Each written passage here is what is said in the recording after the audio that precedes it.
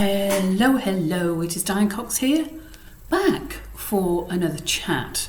Not tarot or astrology today, even though it is the day, May the 12th, Monday, of the Pluto, Scorpio, full moon tonight, which is already quite deep and intense and emotional, and things coming up from the depths. And then the moon conjuncts with Uranus, lots of surprises, lightning bolts out of the blue. So, that being said, I just felt like making a little video. And one of the things that I've been thinking about talking is this topic of forgiveness. I've always struggled with it. The thought of forgiving, and I don't mean, forgiving small things. Obviously, it's very easy to forgive things. Oh, there's an itchy nose. And that lovely lady left me a message saying itchy noses means that there's like spirit present. So asking spirit to come through. And forgiveness. Not like I say, your friend does something annoying, or, your colleague at work does something, or even you do something, whatever. It's like not that small kind of forgiveness, because that's quite easy, isn't it? It's like, oh, you made a mistake, you were half an hour late to meet me, or you made a mistake on that document, and so no big deal, that's just whatever. I'm talking about the kind of forgiveness. I've spoken about this before. My channel is all about, it started off as talking about the path to self-love, and how people have been distracted away from their own deep inner sense of self-love. And once you love yourself and you're happy with yourself and you actually like yourself, life becomes much more beautiful, bright and bountiful, and just such a heaven on earth type of experience. However, obviously those powers that, or I won't say powers that be, those people who see themselves as the big influences on the planet Earth, don't want that to happen, because it's a path to self-realization, self-actualization, awakening, and what all the ancient spiritual paths talk about. So what I wanted to say today was that the type of forgiveness that I always thought, if anyone had ever violated or defiled my niece or nephews, I'm saying that because they're the young, vulnerable people that were close to me all those years ago, I really don't think I could forgive anyone for doing such a thing, okay? And, I used to watch news programs, and probably there still are news programs, about people that do terrible acts to other people. And especially when you think about children, and the parents go, oh, I forgive them, and it's kind of, this is my, martyrdom, I forgive these people. And I always used to say, that is just bonkers. Why would you forgive them? Why? It's like, they've done something terrible. Why forgive them? It's like, just let them off the hook. That's what I always used to think, for years and years and years. I then started thinking, I understand why people want to just forgive quickly. Just forgive. Because it then means they try and bypass the deep emotions of hate, loathing, furious anger, rage, and the desire for revenge. Or is that just me? Is that just me? It's like someone violated my relatives or my animal pets, my furry being friends. It's like, doesn't anyone just want revenge? Don't they just want to go, let me do the same to you. Let's see how you like it. That's a primal kind of thing, just to go, oh, okay, you did that. And now you think you're going to walk around just as normal to do it to other people or animals or whatever. I don't think so. Maybe it's just my chart. Maybe I've just got, that kind of running through me. Because I just think, yes, it's like, yes, just forgive them. Just forgive them. Instead of going, I want to kill you. I want to hurt you. I want to kill you and hurt you and make you feel as bad as you made that person feel, okay? But slower, more more dramatic. You see what's a good Moon and Pluto video? It's like, no, we're not doing any forgiving here. And then I got to the point years after that kind of stuff that's like, the idea of forgiving yourself, that kind of spoke to me a bit better, because it's like, oh yeah, forgive yourself for having those emotions, that you want to do the same to that other person. It's like, okay, I forgive myself for wanting to do that, and for this criminal that has, triggered some responses in me that are very dark. It's kind of, I forgive myself for that, but it's a great lesson, because now I know what's in there, and I'll work very hard all my life to keep it under control. Okay, unlike that person did. So I kind of got that. I thought, oh yeah, I get that. It's like, forgive yourself, and then it's like, okay, and then more recently, because it came up in a conversation a few weeks back, and then I thought, I must go into this forgiveness again. And I really love it. I like to listen to Steve Nobel's meditations and transmissions and affirmations on YouTube, because they just speak a kind of language that really works for me. And he's very imaginative, and just aligns with my kind of imagery and stuff. So, and then he has this lovely meditation on forgiveness about you forgive because it's easier to love, than to stay in that state of angst and annoyance.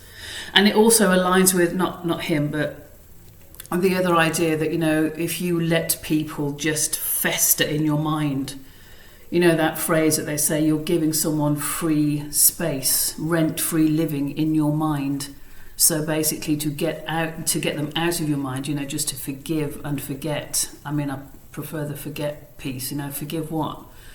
Forgive them for doing certain things. It's like, It's like, and then the thing that actually motivated me and spurred me on to do this video is something that I kind of came across when I was looking at the etymology of the word forgive. I love etymology. I love seeing where words come from. And let me just read this to you. So it says about forgive, basically meaning to give, to grant, to allow, to remit, like a debt or a pardon, an offence. But then it goes on. But this is the sentence I really love, that I think, now that works for me. It's kind of eventually, because I don't know how people get to forgiveness like, a few days after something quite challenging and terrible has happened. So this is what this sentence says, and I thought, oh yeah, I can go with that. And it says, about forgiveness, it says, the sense of to give up, desire, or power to punish. And I thought, yeah. Yeah. So to give up the desire to punish. So forgiveness meaning to give up the desire to punish. And I think for some people, and I'm especially thinking of parents, do they ever, give up that desire to punish? And really, why should they? I mean, I'm now going back round in circles. It's like, why should criminals constantly be, forgiven? Why give up the desire to punish? Do you think that's a spiritual thing? I tell you, I've wrestled with this for decades. Is it a spiritual thing just to go, oh no, that was fine? And of course, if you speak to very learned people, it's like, you're not saying that. You're not saying that it's fine. You're just saying that you've let go of it. But I think if it's your child, it's like very hard to just let go of it, isn't it? Just your whole life through. I mean, and then it says to give up the desire to punish, or to give up the power to punish.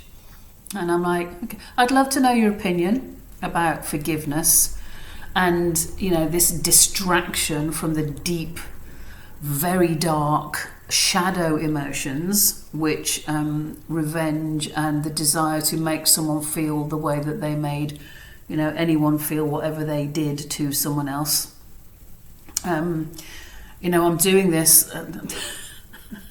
Can I get through a video without saying this? I don't know. Okay, I'm going to say it. It's pertinent. It's now. It's a full moon in Scorpio tonight. It's the 12th of May 2025. And there's just this bit of footage come out of Emmanuel Macron, the I never remember what he is in France, the Prime Minister or the President. I don't think maybe he's not either. He's just a faulty human like the rest of us. Not faulty, I shouldn't say that, just a normal human trying to get on with stuff, but in a position of influence. And then there was this footage of him with Keir Starmer and the bloke from Germany with a bag of cocaine and some cocaine spoon. And these are the people making the massive decisions for, as I always say, millions of other people. Is that right? Do people make great decisions when they're high on cocaine? And why do they have to be high on cocaine? Well, I suppose it's the pressure. But it's just like, talk about, can you forgive someone for making terrible, decisions about a country and how they act when you find out they're addled on coke? Mind you, a lot of people are addled on alcohol, aren't they? They brought all these drugs into society to stop people kind of being alert and just kind of addle their minds. Because it's a lot simpler having people addled and dependent on all kinds of stuff than try and live in life with this almost. Has this got anything to do with forgiveness? So that was my little spiel today on it. And like I say, let me know what you think. Because have you ever been through a very intense experience where you go, oh yeah, I forgive them. I have lost the power to or desire to punish them. I don't know. I actually don't know. Obviously the smaller stuff is very easy to do, but that big, deep, intense stuff. Do let me know what you think about the topic of forgiveness. Is it just a kind of, one of those scam things that I sometimes think it's a spiritual scam? Because anger is very cleansing energy, and dealing with those darker emotions are so powerful. But just to acquiesce so quickly into I forgive you for doing that, it's like I forgive you. I remember an experience I heard from a client of mine, and she was definitely not the forgiving type. She was not, and. But then you get, people going too far, don't you, the other direction, and the revenge becomes all-encompassing, completely immersive, and is as destructive. So don't let anything that's happened to you, don't give people free rent and residence in your mind. Get them to leave. Claim your own energy back. Claim your own light back. The more you get rid of this stuff in your mind, the more space you have for your authentic self, the glow of you, the words and the thoughts and the mind of you. So this is why, you just get let go of this stuff and you go, okay, well, I can't do anything about it. I don't want to see that image. There's some very great meditative processes to free the mind of images and words and kind of, sensory kind of stuff. So if you're really up for it, the most intense things I've ever done regarding that is the Vipassana. I think I've said this quite a few times in my videos. 10 days of silence. No reading, no writing, no exercising, no watching anything, no talking, no looking at each other. Vipassana is one of the most intense spiritual experiences I've had. To sit with yourself for 10 days is the most profound, bizarre, as I would say after I came out of these things, heaven and hell experience. Absolute bliss and absolute terror all in the space of like an hour, and then you got a whole 10 days of it. So anyway, that's me going on. So do let me know what you think about forgiveness and the stages of should we let go of it all and the criminals just walk without any kind of any kind of responsibility or any kind of reflection. Or maybe they do, I don't know.